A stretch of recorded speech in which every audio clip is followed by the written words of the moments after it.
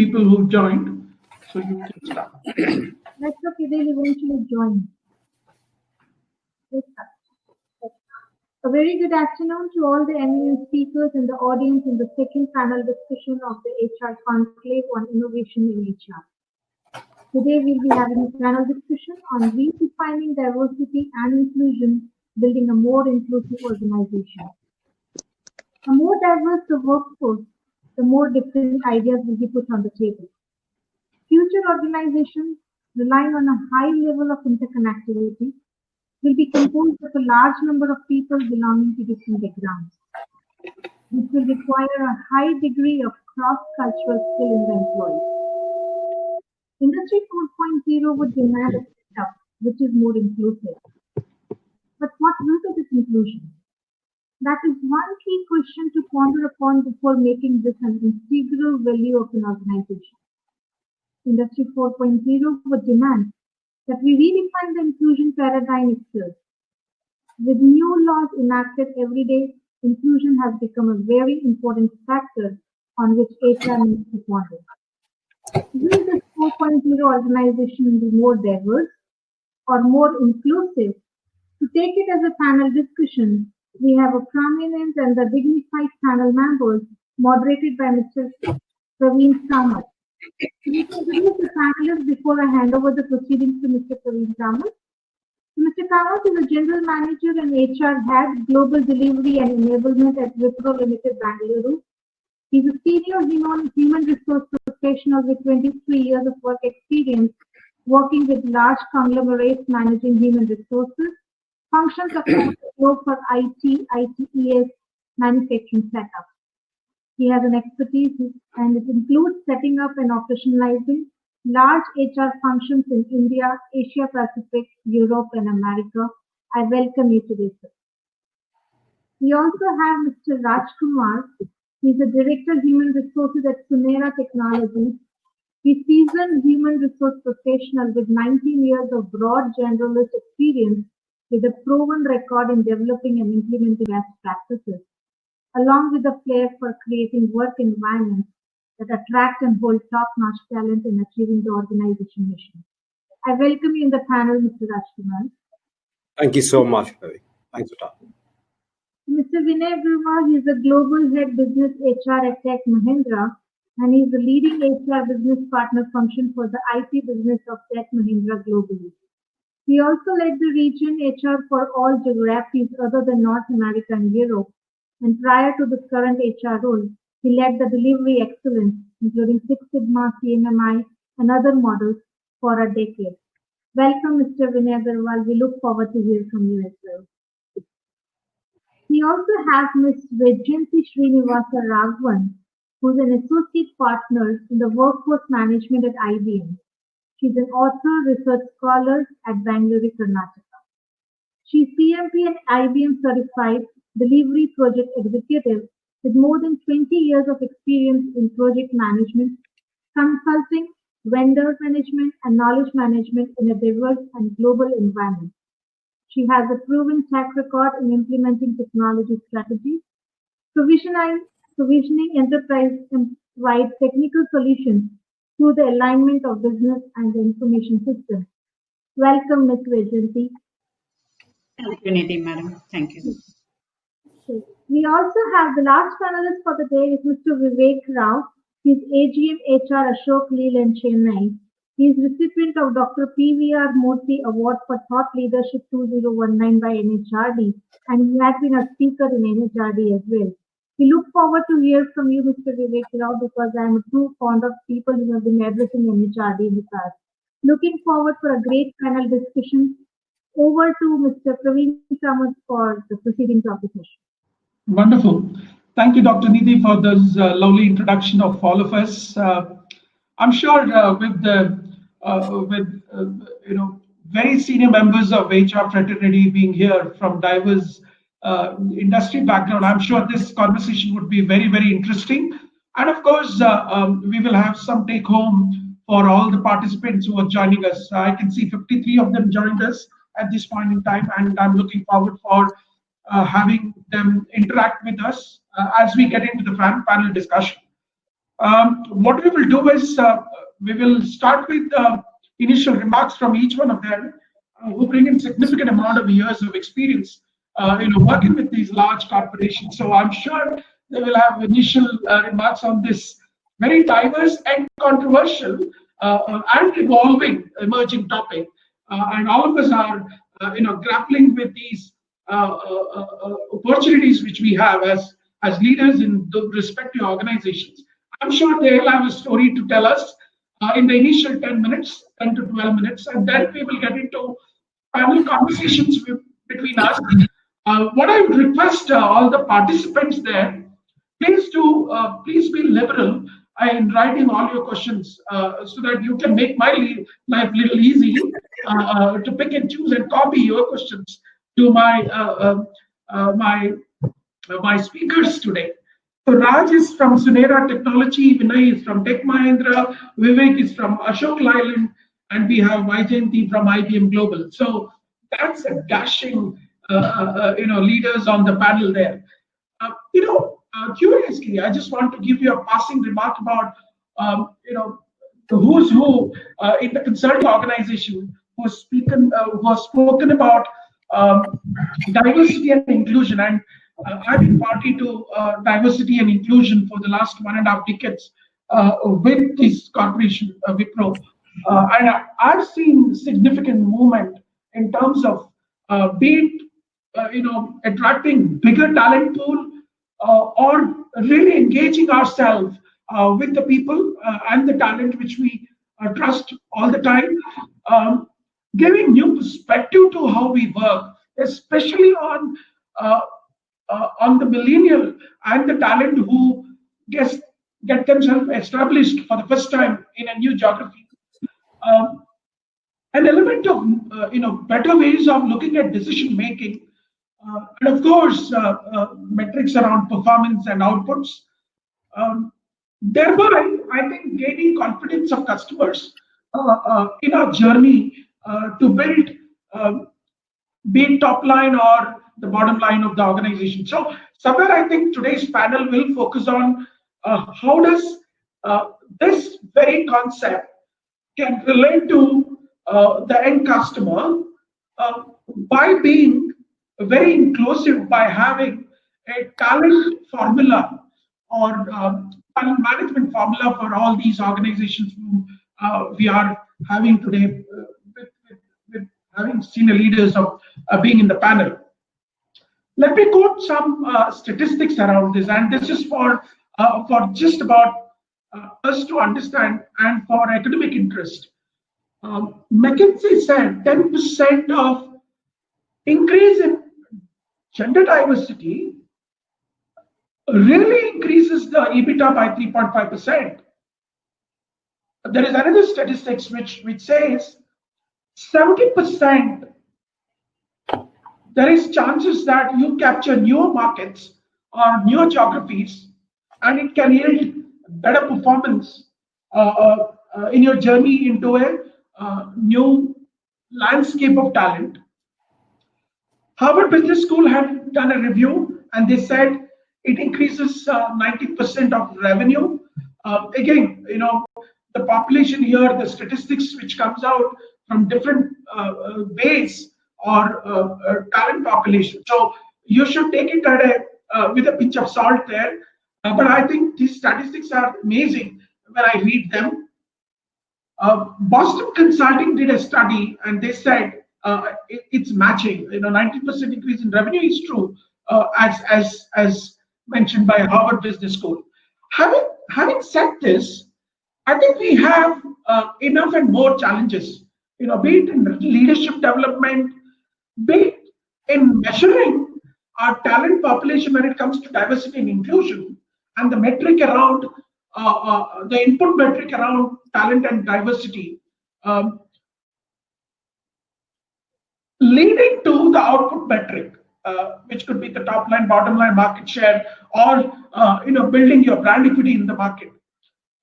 Or how do I really make sure I give differential interventions by being very conscious of inclusion being my mandate. how do I eliminate silos or perceived silos for such talent when they come into the organization? I think those are some of those key elements of our conversation today. Currently, we are at 2:25. I would expect all my panelists to give their initial remarks till about 3 o'clock, 10 minutes each. I will start with Rajkumar, who works with Sunera Technology, with his initial remark. And maybe after that, Vinay, Vivek, and Vaijayanti, in that order. Thanks, Praveen. Thanks. Well, let me start this way. I've been in industry for 19 years and across the IT sector. Being starting with myself as from a recruiter and then grown up all the years, aside from Deloitte Consulting and so on and so forth in my experience. Currently, I work for a small mid-sized organization called Sunera. We are into products, we are into consulting, we are into services, right? Mix of three varied functions we work. Let me start this way. If you look at the new NEP, National Education Policy, which just came out a couple of months back by Modi, it talks about diversity. It talks of inclusion. I think we are progressing right as a nation. We are progressing right direction now. The industries have to adapt to this new methodology which has been adopted by Modi government. I think that's where we're going to start off. That diversity inclusion starts all from there. Of course, I haven't read the entire NEP policy because that's with academics, right? Otherwise, from my perspective, we are a small organization, 1,200 employees organization in Hyderabad. We have 2 offices in Hyderabad. This pandemic taught our leadership the good lessons. So we thought, let's diversify into different areas in terms of attracting talent, right? And also in terms of working style itself, right? We, of course, are all working from home, become a normalcy right now. But talent has been a big challenge for us, being a small organization, attracting talent in different scope of technologies. So what we did was we've started a new method called Digital Consultant Network across the geographies, across the regions. We were able to hire anybody across, be it Noidas of the world or Delhi's of the world or anywhere across the world, and hire talent and have them work from their location. That's going to be the new normal right now. But as we progress right now, hiring people from not only from the locations and maintaining that gender of 30% to 70% between women and men gender, we maintain that. That is by default an issue that's taking it. We actually fluctuate between 26% to 32%. Even at the leadership level, we take care of that. But for disability standpoint, talk about this more in terms of diversifying into different disabilities. We haven't done that so far. But yes, on a larger scheme of things, I've been here for the last 10 months with Sunera, and we're looking at building more diversified workforce into the system. So we are, scaling up to our growth mission. Over to you, Praveen. All right, thank you. I think good remark on how Indian government has started with education policy by having DNI as their charter. Vinay, what's your perspective? Hi, thank you very much. So let me start with basically a diversity in my career itself to start with. So I'm doing HR for last 7 years, but before that I was in quality. I was heading the quality for Bank of America in India. And before that, basically I worked in manufacturing. So I would say the rotation within the career is also interesting diversity dimension. Anyway, so let me talk about basically my perspective on what diversity inclusion mean, why and how. So diversity, of course, in the context of gender is the most popular dimension of the diversity being talked about all through. In last, I think 5-6 years, there's a lot of conversation on the generational diversity, which is integration of the Gen Z, right? So people who are passing out and see IT in India, IT has been a relatively new industry. It's hardly, I think, I would say 25 years old industry. So now, I mean, basically early 2000s, you don't have too many people with a large experience, but currently you have sizable population of people who are 25% experience, and of course the people coming to the campus. So there's a huge generation gap in terms of characteristics and preferences. So that has become very important. That how do we make sure that the creativity and thoughts of the young minds are not suppressed. In terms of the differently enabled people, yeah, to some extent that also gets talked about.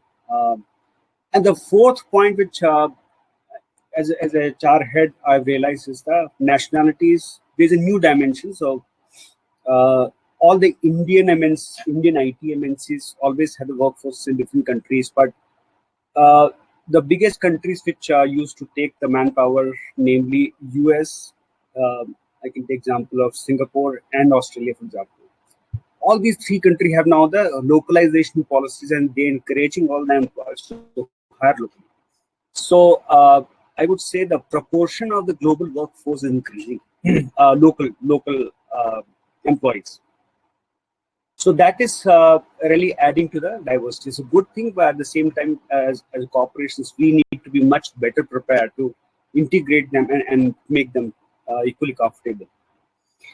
Now, why diversity inclusion? That's, I think, spoken about. But my perspective is that the first thing is it is natural to have. So whatever are the gender ratios in our lives are most equal. And similarly, generational, whichever dimension talk about, whatever is natural, if we can build a similar proportion of the organization, it's just natural. And therefore, probably it's beyond dispute that why it should be that way. The second thing, of course, by having diverse workforce, you bring different thought process. And lately, I would say the empathy from customer perspective has also increased. So in my opinion, basically, most of the business growth is happening on a digital transformation side across the industry. So my understanding is that every organization, every large organization globally has already had a very good adoption of IT. So whether it is package implementation or automation of the business process, that's already done. So therefore, most of the IT spending is now towards experience, which essentially translate to your data analytics, and then how do you give a much superior experience in terms of front end, etc. So that's where it is very, very important for every service provider or every IT partner to have much better empathy to the customer. So for example, if we are providing services to a banking organization or a big customer, they basically want us to understand what will be the emotional engagement of the customer, reaction of the customer of whatever service they deliver. And that empathy, basically, unless we have the diversity, empathy would be of limited extent. And in this, so other thing which is probably in terms of diversity is going to make a difference from this pandemic perspective. So the digital transformation, which was a roadmap for most of the IT organization anyway, has got accelerated. So ICICI Bank probably has caught up digital transformation. They've accelerated in last 6 months. They have automated and made lot of transactions for the customers automated, right? So, and the work from home is coming out as a new normal. Currently, of course, in IT is more than 90%, but even post-COVID also, most of the opinions of leaders through various services that it certainly will be much more than it was before COVID. Yeah, a conservative estimate could be 25% people may continue to work from home. So even I would say that this also adds to the dimension of really inclusion. So how do we make sure that there's a inclusion of various segment of the employees we have? Now, in terms of what as corporates we need to do or we are doing is, number one is various policies we have to just make sure that they are very inclusive policy.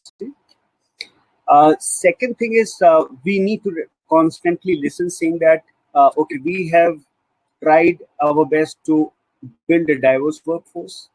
We have put many measures in place for the inclusion point of view, but are people feeling belong? So that belongingness is that probably coming, that is the bottleneck. So the litmus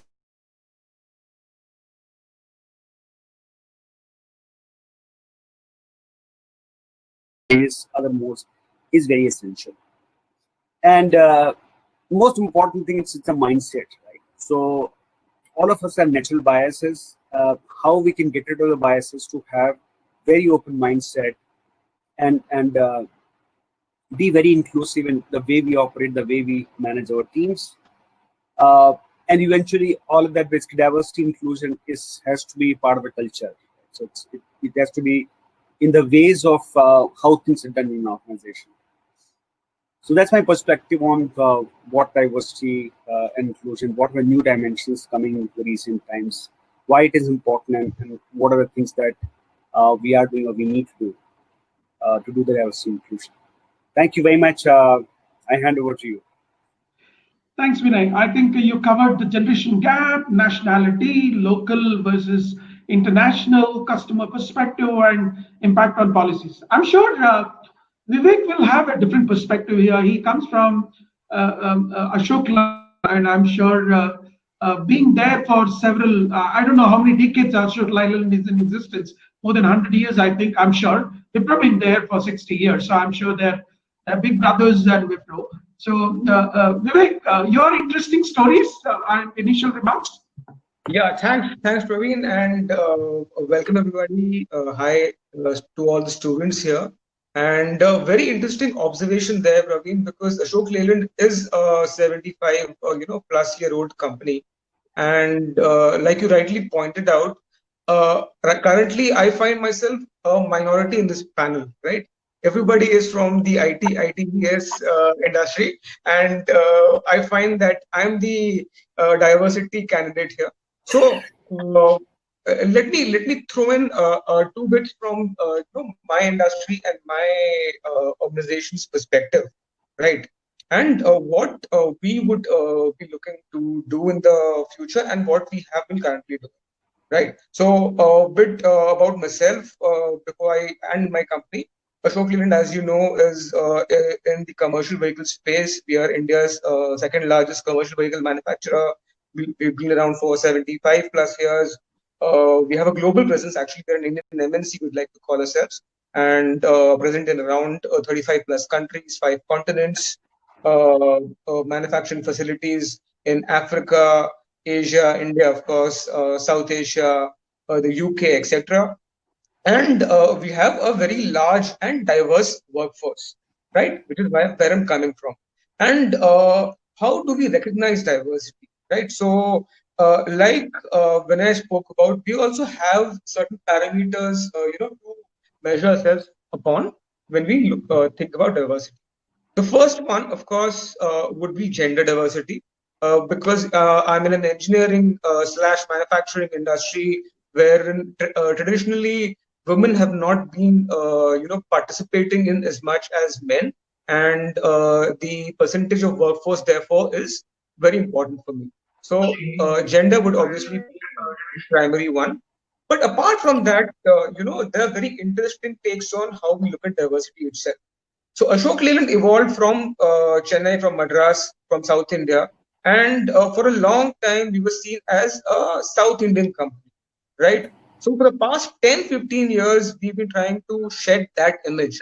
And geographical diversity in India, and then after we went global and across the globe, is one of our measures, right? And I'm proud to say that now we're more of a national company and slowly becoming international. So we're trying to shed that image of being a South Indian company. So geographical diversity is very important for us, and we wish to spread ourselves across the globe, and we wish to include everybody in our ecosystem. So that is an important factor or element in our diversity calculations. The other part, and this is where our association of being a manufacturing company with the local governments, with the local authorities, and with the local population society comes in, is to look at socio-economic diversity, right? So our factories are present in areas where you have basically very poor people, and we try to improve their quality of life by providing employment.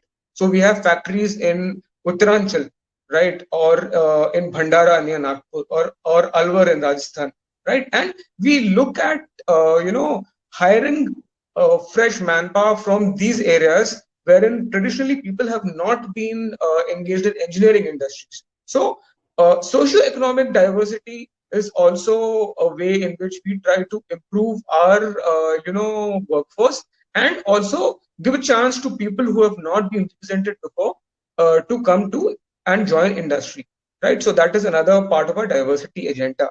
And last but not the least, ageism, which Rajkumar briefly touched upon. And if you like to, think about it, Ashok Leyland has 5 generations under the same the roof, right? So the workforce here could be, you have a grandfather in his 50s working along with a Gen Z person, right? That's And right. obviously Gen Z is a focus, but we also do not want to fall into the ageism trap. And improving the lot of our older, more experienced workforce, and ensuring that they participate as well or as much as our younger workforce is also part of our priority. Because like other companies, we went full hog gung ho into hiring a lot of Gen Z, hiring a lot of millennials, and slowly found that our elderly workforce was feeling a bit alienated, right? So Right. ageism is another way in which we try to, improve our diversity and inclusion, right? So inclusion comes there, and including all age groups into the organization and in decision making, as well as participating in the organization. So these are the key factors wherein we are working upon currently, and we wish to improve ourselves. Definitely, gender is an area where I personally have done a lot of work. So currently, I'm heading business HR for Ashok Leyland. So we find that sales is one area wherein women traditionally have not been or exposed to, have not explored, right? So we are trying to find these roles or these unique roles wherein we think that women would probably outshine their male counterparts, and trying to position candidates there. So gender diversity is very close to our heart right now at the moment. And apart from increasing absolute numbers, because obviously we're not in a position to declare 20% or 30% women. The industry as such plays at 3-4% right now, and we're much beyond that. We're around 7% at the moment, but we are looking to improve absolute numbers also, and also put people at key positions. Apart from that, we have women networking forums. We have women leadership programs. We have targeted hiring to improve the participation of women, so on and so forth, right? And I've spoken about socio-economic diversity, how we try to hire people from underprivileged backgrounds and from the the local society where we operate in. So that is another important parameter for us. And I've spoken about our geographic diversity. We are intentionally trying to improve our global footprint. So these, Praveen, would be my take on the organization's strategies to look at diversity and inclusion. Thank you. Fantastic. I think very good insights into how one can look at diversity and inclusion. I like the way you said, if in your kind of an industry, if sales could be done by women, I think we will go a long way. And the second one, which you alluded to, is on generational diversity. And let me tell you, there are organizations such as Leylands and the Mahindras and the Tatas of the world who have built this concept to reality. And we've seen 3-4 generation of workers, employees, white-collared executives working in these companies. And hats off to them. Before even this concept of diversity has become a big topic of conversation in the executive boardrooms, I think we had this kind of nuances within our country. So wonderful, Vivek. Thank you very much for those insightful inputs, and I'm sure we will get into the details as we go forward. Vaijayanti, you work for a truly global organization, IBM, in existence for several decades. I lost the count of how many years they've been in India. So ever since they sold, I don't know what product they sold for the first time in India. I'm sure you'll have better stories to tell us, being in IBM and being part of IBM now. Over to you, YJP. Thank you so much. I think all the gentlemen gave a very beautiful insight about the organization and the D&I work that you all are doing. And particularly from Vivek on Ashok Leyland, that was really an eye-opener for some of us, because we always talk about IT all the time. We don't realize the problem on the other side. So first, let me welcome the 133 participants who are live, the students. Why I always address the students first is because when they come into the organization, we really do not understand why so many D&I initiatives are happening, why there is a focus around D&I, and so on. So just to set the context here, I joined IBM around 16 years back in my 27 years of my career. So I'm almost 50% of my existence has been with IBM. So that speaks a lot about the organization. I myself being a physically challenged person, and I being a D&I, I would say be focal for my functions.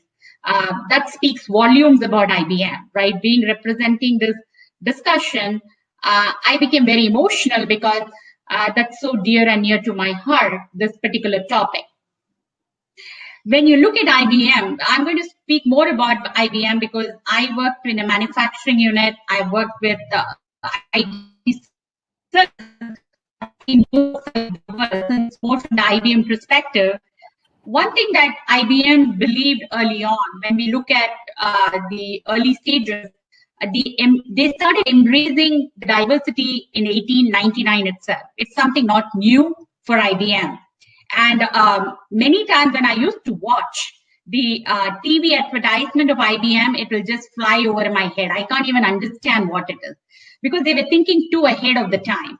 Why am I saying that? That I'm saying this because the first female employee that came into IBM was in 1899, and the first African American was also in the corporate of IBM in 1899. But when did actually the act came in about the rehabilitation and the new inclusion of people from different walks of life? Those acts started only at the later point in time. So even for the people who are physically challenged, the first physically challenged person who came into IBM was in 1914. Okay, I'm talking so on and on about IBM, but I want to take you to something that happened just last year. In 2019, there was a meeting that IBM had with 100 people across the different talent acquisitions from different companies. They all came together and they said that they need to do a deep dive on D&I. And one thing that came about very loud and clear is, now one aspect that they have to look in is the inclusivity part of it, because people started understanding that diversity is about other speakers spoke about gender, they spoke about the religion, education. These are all part of diversity. People understand you have to have it as policies of the organization. But one big thing that now we have started realizing, and IBM's realized early on, is inclusion part of it. What exactly does inclusion mean? It means being valued, being respected, and being supported. And we believed early on, and three profound statements that we keep reiterating within the organization is, I believe, I belong, and I matter. That's why we say that, because when you come every day into the work, the first thing, I need to believe what I'm doing is right, and I need to feel belonged in the organization. And third, whatever I say, it matters to the organization. I think these three words are very, very important for any IBMer, and we keep saying that, I believe and I belong and I matter. And what also we have done is, we also understood that it is not about bridging the workplace, it's about bridging the workplace and the marketplace, right? And why am I saying that there's a marketplace? Because I think Praveen was saying, what does it really mean to my customer today? What does it mean to my client today? Because today, I'll narrate one of my story before I hand it over to Praveen. In 2010, I was asked to take a global role. And the first criteria that was put onto the table was, we need a diversity candidate for this role. And I was pleasantly surprised. I said, why so you are asking for a diversity candidate? Why not someone else? They said the client representation and the CEO of the company on the other side of the client CEO was also a woman who wants to see a women representation from IBM. I thought that today your client are also looking at having the right representation in terms of just not diversity in terms of your gender. They're also looking at the generational diversity. So your client has started accepting the fact that once you bring in the diversity aspect, you will have more creativity and innovations on the table. This is my personal experience. When I walked into the client office, I could really see the way they were embracing when I walked in. I really felt like a proud IBMer walking in there. And that's the culture has to come early on within the organization. And this is very, very important. So it's just not about diversity today. We are talking about inclusion. And because of pandemic, the inclusion is becoming more and more important because everybody needs to feel valued, respected, and supported. That's very important. So Praveen, over to you about my perspective on what the D&I means. Wow, wow, hats up, wow. I'm really amazed by the level of energy you bring into the table and the passion about IBM as a case study, as well as your own case study in the context of IBM. Kudos to you, and thanks for bringing in that personal perspective there. I think most of us do shy away from getting those perspectives in these public forums, and hats up to you. I think that requires diligence and extremely high amount of courage, and thereby telling the larger world that we can do it. Thanks, Vaijayanti, and brilliant perspective on workplace marrying with marketplace. What impressed I'm sure it attracted everybody's attention is about I believe, I belong, and I matter. I'm certainly going to write it on my board here. Those three things, which otherwise also would be very, very impressive from a standpoint of we as individuals, professionals, and leaders in large organizations. So what I would do now is I want initial remarks on whatever our panelists have said.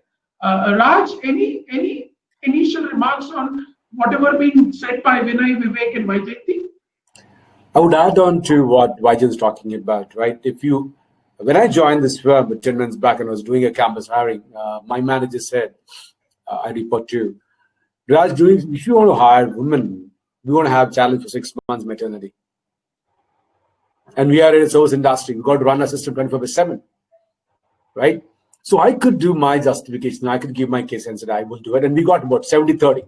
If you look at today, in college, most of them are girls, like boys, right? We built it. So to add to what Vaijayanti said, empathy is one of the main factors a leadership should have to bring in diversity, be it gender diversity, region diversity, or even the physical challenge to whatever. While working in Deloitte, we did that. One of my godfathers, the head of HR Deloitte, those days, 2003 or 2004, we have even a restroom was built those days to accommodate physically challenged people. Now, we've learned great lessons. Of course, we don't, as our speaker said, we have to include that as a policy. So it's driven across the board, right? People working in the HR, be the IT or ITES, whatever. Empathy is one factor, then humility, and then the self-respect. If these are actually, as HRs, we demonstrate, we ensure the leadership do demonstrate these factors, I think diversity and inclusion definitely be going to add a lot of value to the organizations across. Okay. Any other comments from any other panelists on the initial remarks from the panelists? I just make tell one thing on the since there are a lot of students. One thing that many organizations, including IBM, have started doing as part of practice is looking at the hiring process, because I closely work with the campus hiring program as well. We consciously take out the biases. We look at the capability aspects more.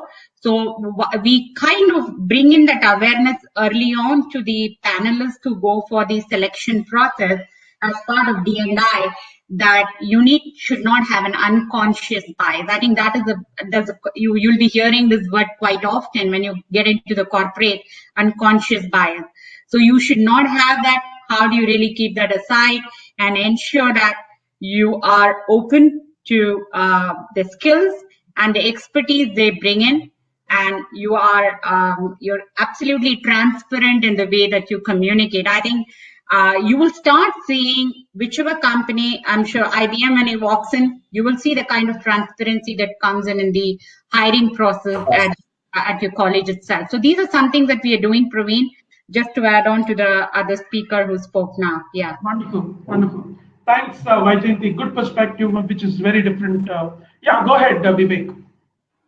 Yeah, just to add on to Vaijayanti, and this is from personal experience. I speak from, I had sat for a campus interview during my MBA days, a couple of decades ago, and the gentleman from IBM who came, from the HR side, actually was visually impaired. And we were having a group discussion, and I still remember. So the recruiter actually was just listening to what we were saying, and talking about removing biases. What more can an organization do to remove biases? He actually was not seeing any of us, or our faces, and since he was visually impaired anyway, and I'd say IBM has always led from the front in that aspect, and it left a deep mark on me. And I still remember that incident a couple of decades back, but still remember how IBM has always championed diversity as such. So kudos to Thank you, Vivek, I really feel like a proud IBM. Thank you, Vivek. Yeah, wonderful. Thank you. Wonderful. I think nice remark there, Vivek, and thanks for really giving your insights into your personal experience. Vinay, what comes first to you, customer or employees when you talk about D&I? Employee. If employee is taking care of, they'll take care of the customer. Okay. Any perspective which you can share with us, specific to as a global leader in human resources, in executing the charter of D&I in Tech Mahindra, and maybe you can allude to some of the one or two highs and one or two lows in implementing D&I charter in Tech Mahindra. So first of all, this why D&I is from customer point of view. That's a very interesting question. So let me answer that first. So one of basically the largest telecom service provider in United States of America. So they themselves have gone through massive transformation, because they were like BSN in India, They were US, BSN in US kind of organization. Through massive transformation, because the competition in telecom is coming from non-traditional organizations like Google. They're saying that we will probably build a optical fiber network and provide the connectivity free. And that was basically something was jolting AT&T, right? So they said if the connectivity is free, we are out of the business, because they can make revenue from that, but that's not the output of the service providers. So they went through massive transformation, and one of the basically very senior exec level meeting, they expressed their displeasure, saying that I don't see diversity at the higher level. So I mean, that basically was a hard hit to us. We worked on that, and we basically make sure that we have women at high place. Now, why they are so basically insistent? Because so one thing is that in the IT service industry, the big change happening is that I mean, it's no more that you build the factories of Java developer or .NET developer. That era is gone, right? So unless there is some IP, unless there is a basically deeper understanding of the problem, and unless we proactively go to the customer saying that, this is not working well and I have some idea, would you be interested to get into a discussion? So, so basically the expectations are that we go beyond what you are asked to do, and that's how the partnership term has, the customer and the vendors, those terms are basically less and less. It's more of a partnership. So, so basically, we have to nurture the workforce in a fashion that they are encouraged and very much included in the larger scheme of things. And that's where the command and control does not work, right? So you have to have very empowered, very democratic way of really encouraging people. So people beyond day-to-day work, if they're thinking, you have to really, really, very, very nicely, very, very softly nurture that, because that takes time. But once you do that, then basically, as at an organization, this problem is taken care by employees. So that's a reason basically DNI is becoming much more important. Now, somebody made a very good remark that fortunately in academics, I don't know about the Global Institute of Technology, but generally the gender ratio has improved big time. So I passed out from IIT Kanpur chemical engineering, and we had 8 girls in the batch of 300. Right? So that was a status, and I'm sure that today in IITs still it has improved in IITs also, but I think other institutes I see a very, very healthy mix. In our company, we are almost 35% women. So that has really improved. So that problem is behind us, and I think what Vaijanti said, that the belongingness is the most important. Right? So the point is, from company perspective, we can say we have made policies, we encourage that, we are equal opportunity employer, but are people feeling that they belong to the company? And that's what basically all the leaders, we have to keep in mind that, let me understand, I'm trying to do myself a few things to make them comfortable, but are they really feeling that they belong to the company? Do they feel that their inputs are valued? Do they think that they really make a difference to the company, to the customer? So that's, I think, the litmus test, and all the leaders have to constantly, basically reinforce this point that in our day-to-day style of managing people, we have to be constantly in a listening mode, saying that, are there some signals that say that we might be making effort, but it's not giving people a feeling of belongingness. So that's my comment. Wonderful. I think, thanks, Vinay. I think you brought in a moot point of belongingness, how an organization should look at driving it hard amongst employees. Raj, you are reasonably small and an entrepreneurial journey which you had with your leader. Besides cost, quality, and timeline, Raj, do your customers speak about DNI? Because you're more hands-on when it comes to relating to very local customers, which is domestic in nature, I'm sure. While you continue to build your global customer base, do you see that's a point of conversation besides cost, quality, and timeline?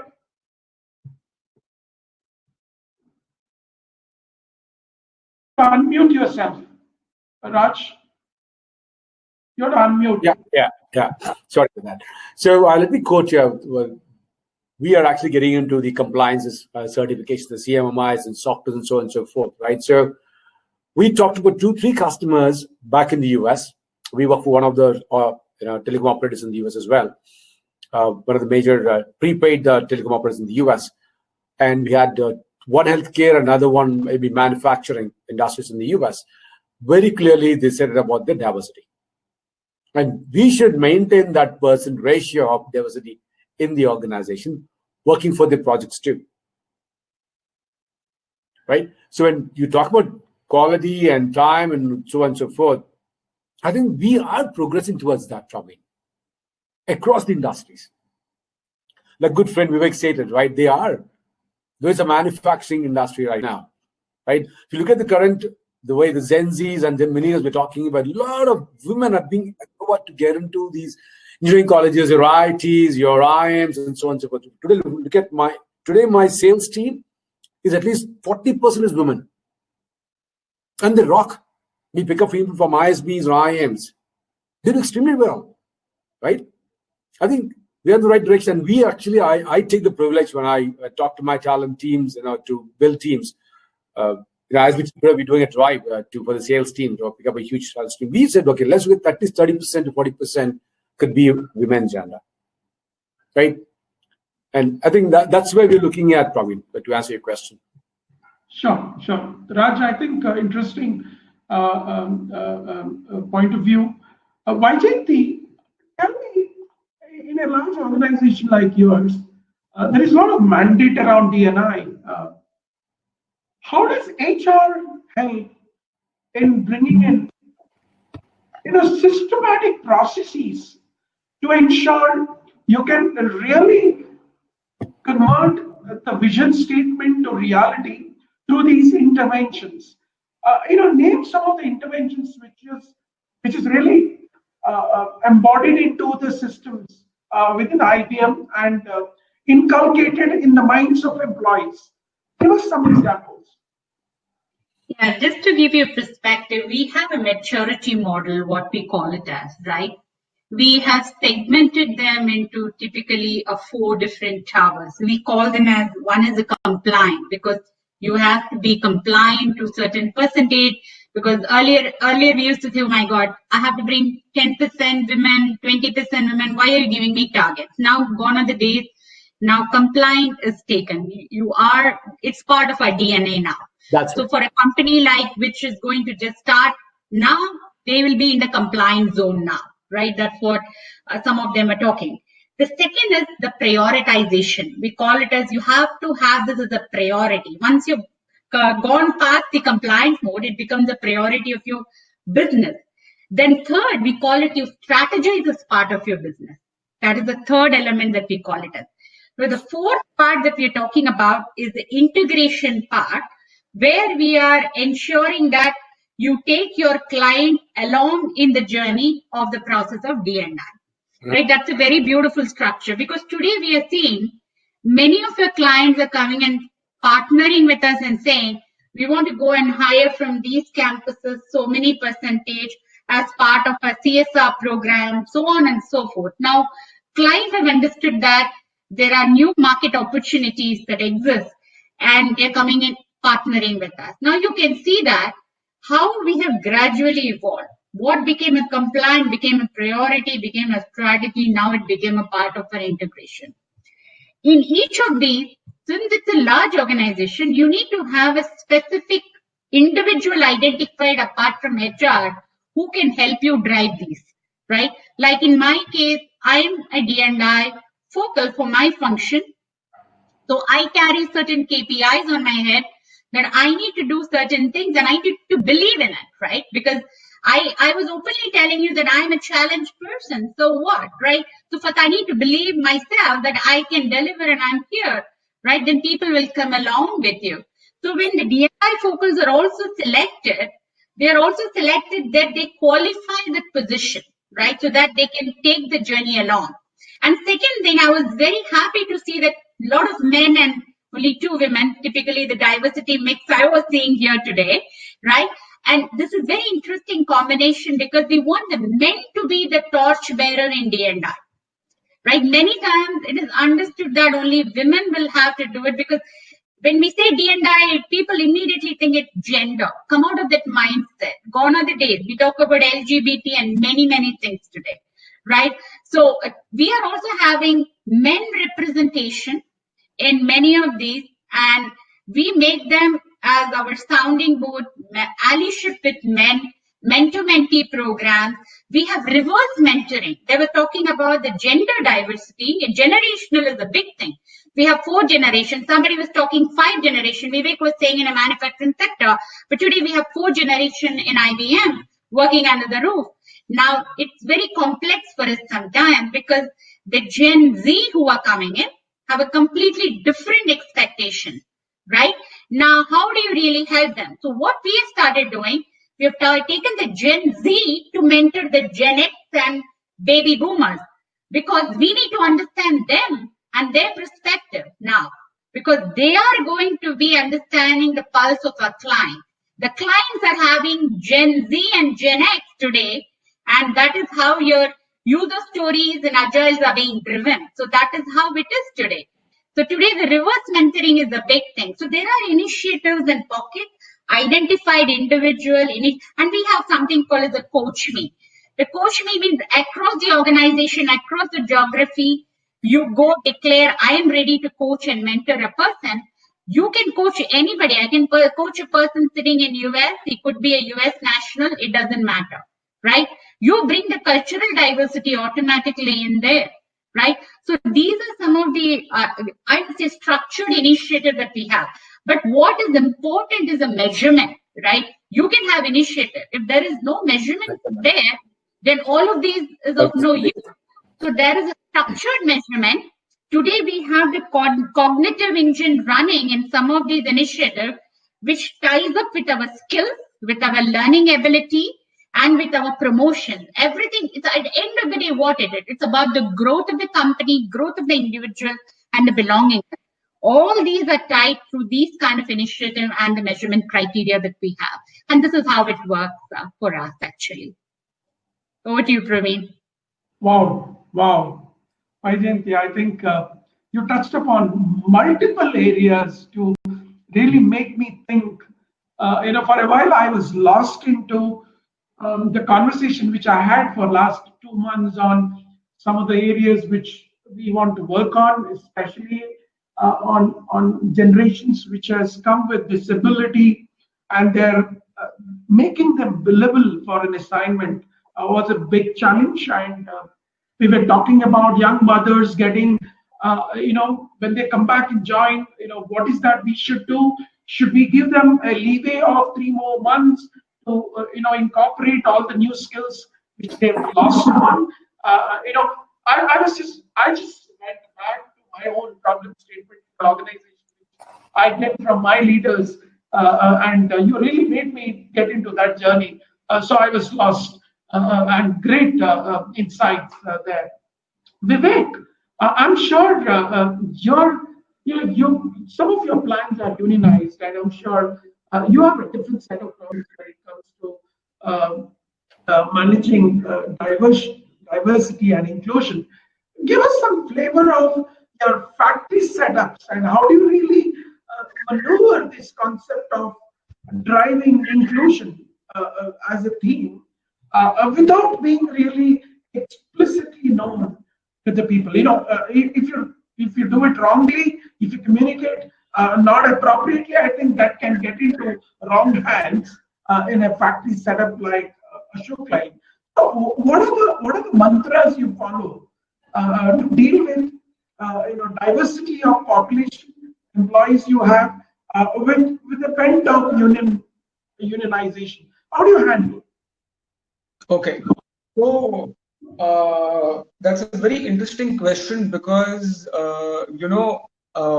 the nature of working in factories has evolved, right? So what people generally think about, working in a manufacturing organization would probably, with no offense, of course, to people in the IT sector, because you would have had a picture which or maybe which was a couple of decades old, where you would have thought about unions being a hindrance or a kind of barrier to progress, right? So that is not the case anymore in most automobile companies, at least which I can speak of, right? So what has happened is unions are actually partnering with management, and we are moving towards manufacturing 4.0. We are moving towards IoT in our factories. We are moving towards rapidly, robotization, rapidly, automating everything in our factories, right? So unions have kind of accepted that, okay, and unions have, partnered with us, because what we do is in all of our programs, whether it be automation, whether it be diversity, we definitely involve and educate the unions. And what unions in turn tell us is that, they have come to realize is that if the company prospers, it's only then that they will be able to prosper and they'll have employment, right? So that old 80s, 90s concept of unions coming in and, killing some of our initiatives no longer exists. So what does that mean? I'll give you a typical example. Our Pantnagar plant, Pantnagar is in Uttaranchal, by the way, right? Northern India, right near the China border. I mean, not very near, but still. And is our newest factory, right? We established that plant sometime in the 2010s, I remember. And it's a greenfield factory. We started from scratch. Currently, in that factory, more than 30% of shop floor workers are women. Because, like I spoke about earlier, the first thing which we do when we establish factories is to involve local communities, right? So imagine Uttaranchal, Pantnagar, a remote area where now, of course, Pantnagar is highly, industrialized. And apart from Ashok Leyland, you have Tatas, Bajaj, Mahindra, etc. But this was not the case even a decade ago, right? And we were all setting up shop together, and we found that there was a dearth of talent in the sense that there people there were not, had not come out of the agricultural economy. There were very few, qualified engineers there. So we had a challenge in our hands. How do we generate employment? How do we upskill people there? How do we involve them? And like you rightly said, how do the unions there accept our diversity agenda? So we put all of that in a scheme which we call the Ashirvad Yojana.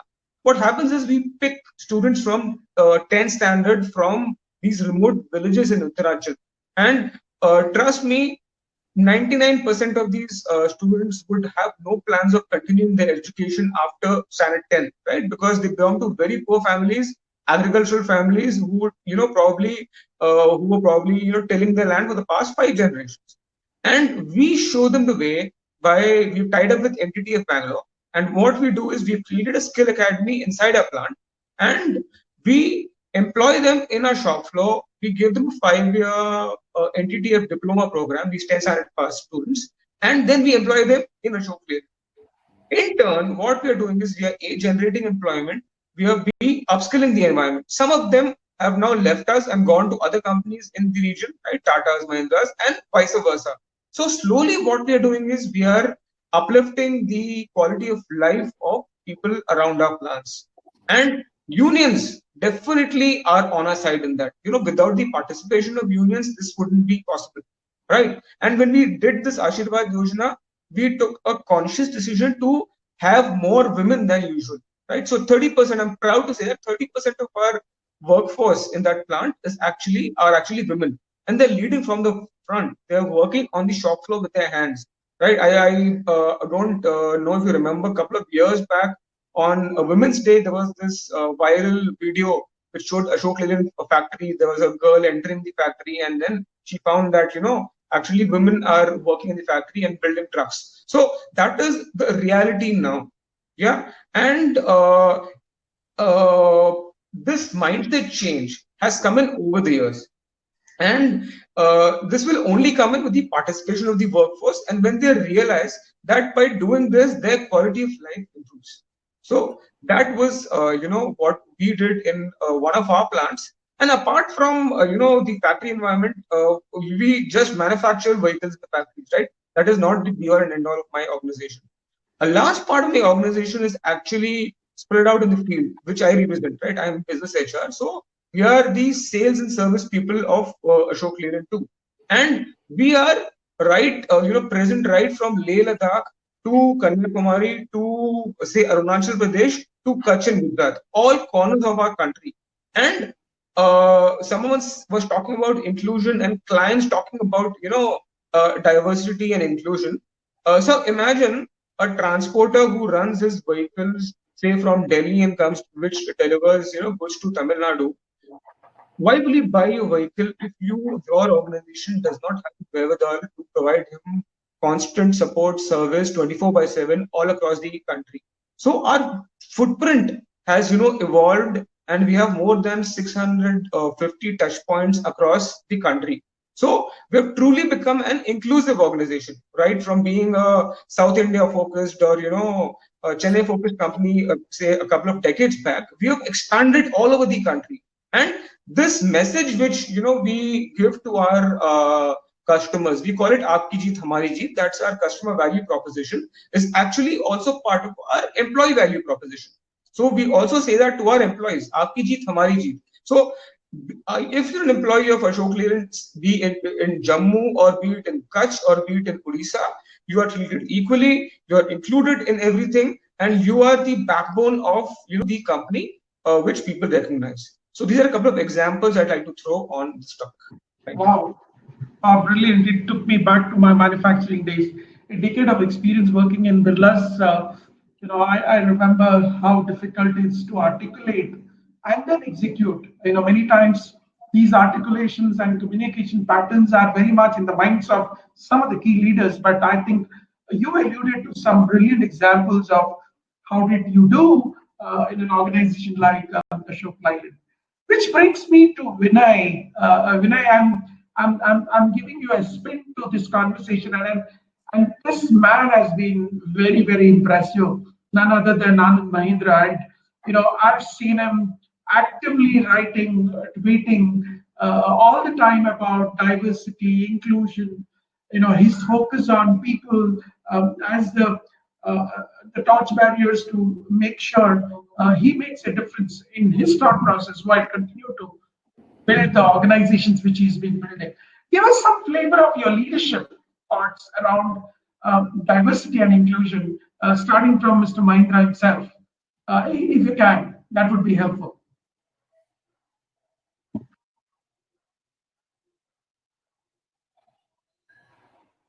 So Anand has a big fan following. It's probably the most popular, second most popular corporate leader in the country who has the highest following on the Twitter and social media. So I think very, very eloquently, he has defined 3 RISE tenets, which is basically defines a culture.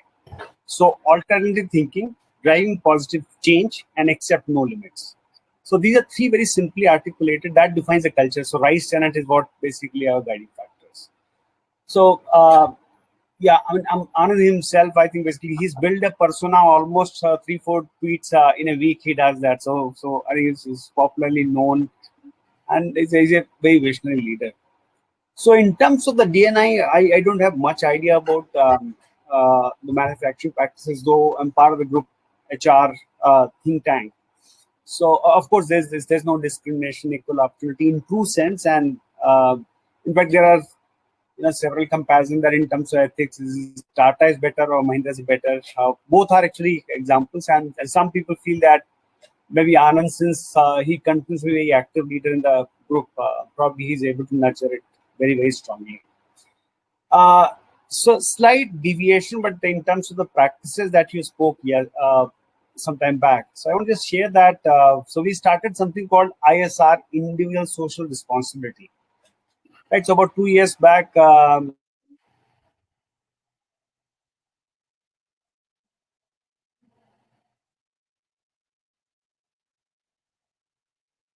think we lost you, Vinay. Yeah, we just lost Vinay. Okay, so let me go to Raj. Raj, how do you conceptualize specific guidelines on D&I when it comes to your employees, be it at a hiring stage or at rewarding and recognizing talent who comply with D&I charter? What are your paths to success? See, when we start the manpower planning, this is the growth my leadership shares with me, the vision they have for the coming years. So we look at that and look at my current head count, right? Balance sheet of my head count versus the diversity, the gender, and then give my numbers to my teams in the data acquisition, Praveen, to ensure that's properly met. That's one of the key items. The second thing, as you said, the workplace has to be very healthy. For the last 1 year I've been here, we haven't had any grievances. Ensure the workplace for women is very, very healthy. It's not just hiring people. Do you have the right, healthy environment? Make sure you develop that kind of culture, right? As I told you, first and foremost is empathy. Is it that in the entire day of the organization? Otherwise, you get in a lot of troubles, right? And you have your posh and all of that coming into picture. That's one aspect. And from a region perspective, diversity, post this pandemic, what we did was we have 2 offices in Hyderabad. We are closing 1 office. We said, why don't we have digital consultant network? Have a satellite hub in Delhi's all the worlds, Pune's of the worlds, So we hire people from different locations. Then they don't come all the way to Hyderabad and start working, but rather have a hubs. So today we're talking people in Rajasthan right now. I know there are a lot of bright young students who are listening to us, right? Today they don't have to worry about. Today, if you look at the entire campus hiring, is very specific to one region. I go to colleges in Hyderabad, I go to college in Andhra or to Chennai. But now with this diversity is going to be so huge. Sitting in the corner, sitting of the remote player in Rajasthan, the students who's got eligibility to meet the criteria can apply. Now I'm going back to probably from Discussion, I'm going back to the campus hiring. I said no more going to the campuses. I do all online. The students have to understand. Forget now, Hyderabad's IT hub, Bangalore IT hub, we don't get jobs. No, anywhere in the corner of the like teachers did that. Anywhere in the corner of the India, if you have the eligibility, you apply and you get into IT. And you don't want to come to Hyderabad to work. Again, that's not a new normal, right? You have to go to Hyderabad, get trained and work, shift your house, family, and nothing. You can just go there, plug in and work, right? So I'm working on that grants, Praveen. Starting March, we picked a few guys in early February before we got into pandemic. I'm starting my training program December, doing remotely for all these freshers we have hired in early this year. So we continue doing that. We want to ensure, as Vajit Madam told, compliance. And this has become a compliant right now, be to our customers or to the organization. Yeah, so we maintain that way. Yeah. Wonderful, wonderful. Thanks, Raj. I think that was interesting. Vinay, you were saying something and we lost you, so you have to unmute yourself. Yeah. So can you hear me now? So I think the reverse mentoring that Vaijayanti spoke about, so that's something well received in our organization also. Besides that, what I was talking about is the individual social responsibility. So the point is if you create an engagement forum which is beyond the work, right? So some touches the passion, and if you bring a community of friendly people who have a common passion to make difference to others' life. So that is what we started, and probably we have very good response. I want to just quote one example. So about 4 years back, I personally, probably with my personal money, I started something called Associate Welfare Trust. So this is for employees only. So some very nominal contribution get deducted from payroll every month, and that bits of corpus, and because of the scale of employees, right? So we have good corpus. So anybody who probably gets into medical exigency of the associate employee or the family, we are able to kind of basically, over and above the insurance amount, we are able to help up to the extent of 5 lakhs. So that this basically self-help group, which is totally has become now an institute itself. 81% employees voluntary are part of this this trust.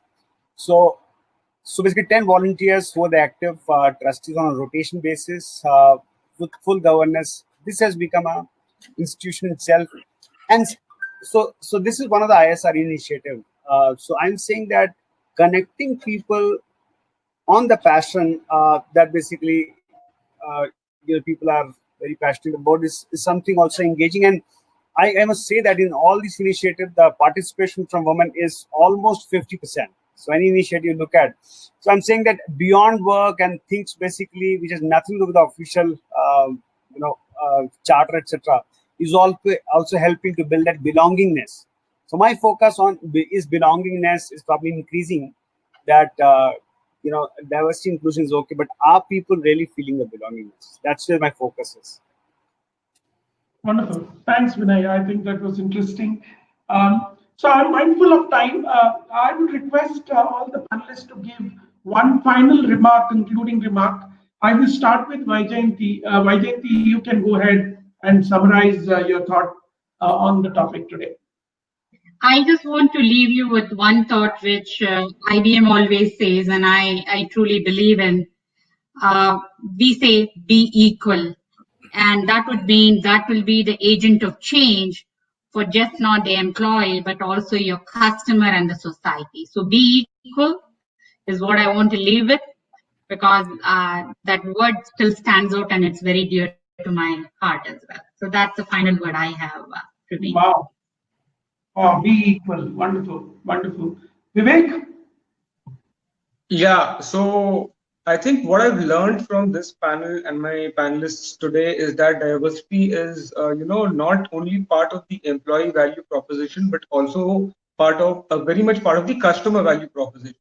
And the way you see it across industries, be it automobiles, be it IT, ITES, the need to of an employee to feel part of a team would obviously help improve his or her productivity and help the organization in the long run.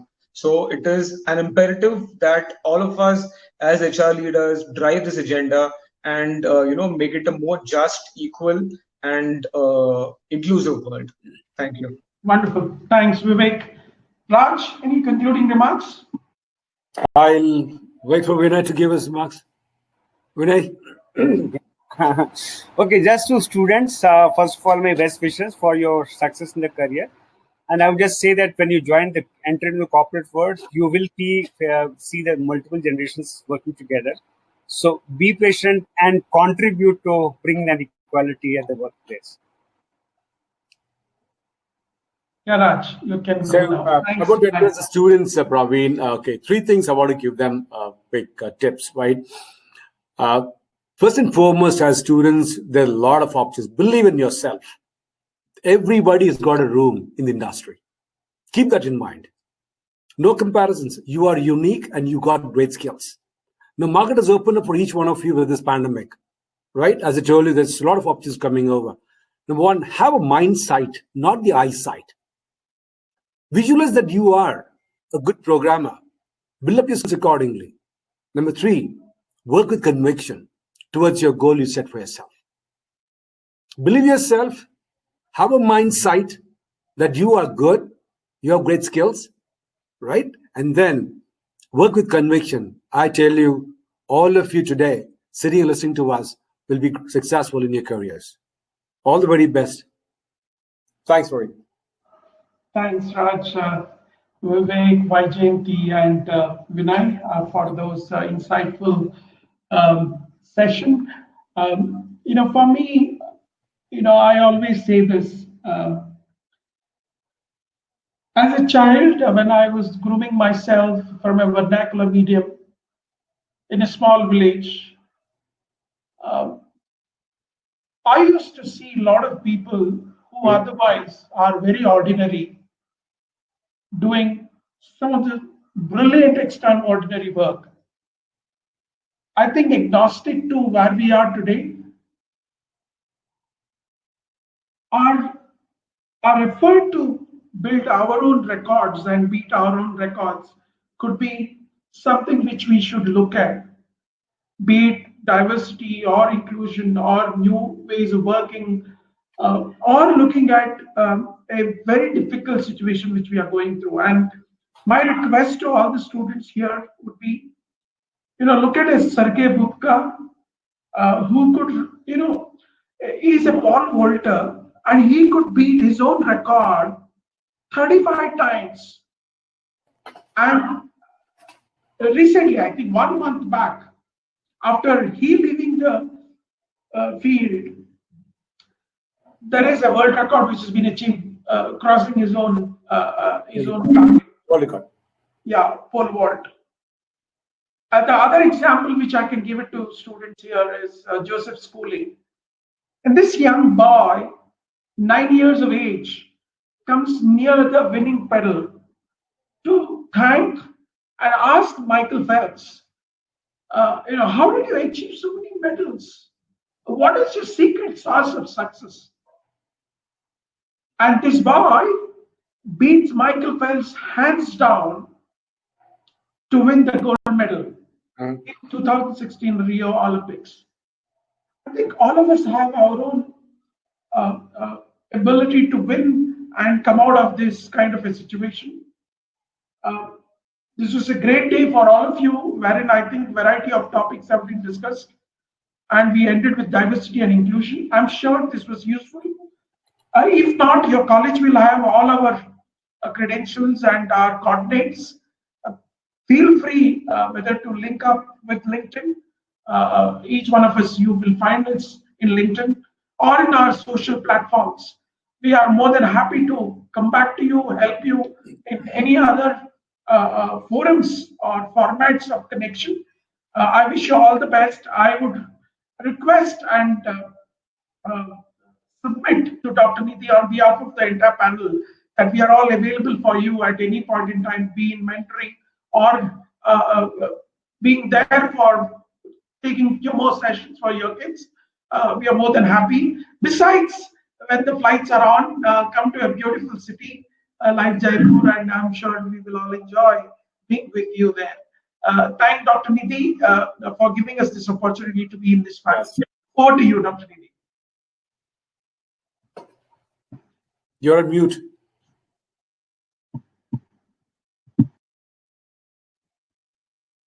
Audible now? Yes. Thank you all. It was a mesmerizing panel discussion. I enjoyed listening to each one of you, and if I evaluate, I guess you all were at the same level. We are equally good. So I understand, managing and handling a diverse culture is challenging, and making an inclusive culture within the organization, of course, takes a lot of effort. But I guess a major role is played by you HR guys, who have that robust internal talent team and the talent pipeline. In fact, I should say, when you hire the people across the cultures and make that diverse culture within the organization. Because at the end of the day, unlocking the potential of a candidate or your employee is the key motive. That is what you work upon, and that's why we will talk of Wipro, Ashok Leyland, IBM, even Sunera and Tech Mahindra, and so on and so forth. So these organizations have been at the top of the pinnacle because of all these things, the challenging atmosphere you people have been nurturing within the employees. So it was very, very insightful to diverse things, diversion and inclusion, and still club together, reaching to a common conclusion. That was a great knowledge imparted. So I personally would like to thank all of you for sparing especially your Saturdays for my students and the faculty members.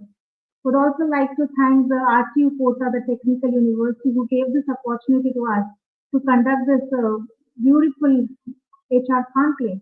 We did one in January, so that was on a real platform. This, of course, is a virtual platform, but yes, we'll definitely come back to you. Would love to extend our invitation once the pandemic gets over, so that we can have a real conversation, because eye-to-eye contact makes a huge difference. This, of course, is a good platform, but of course, there's no comparison to a real physical interaction when we interact.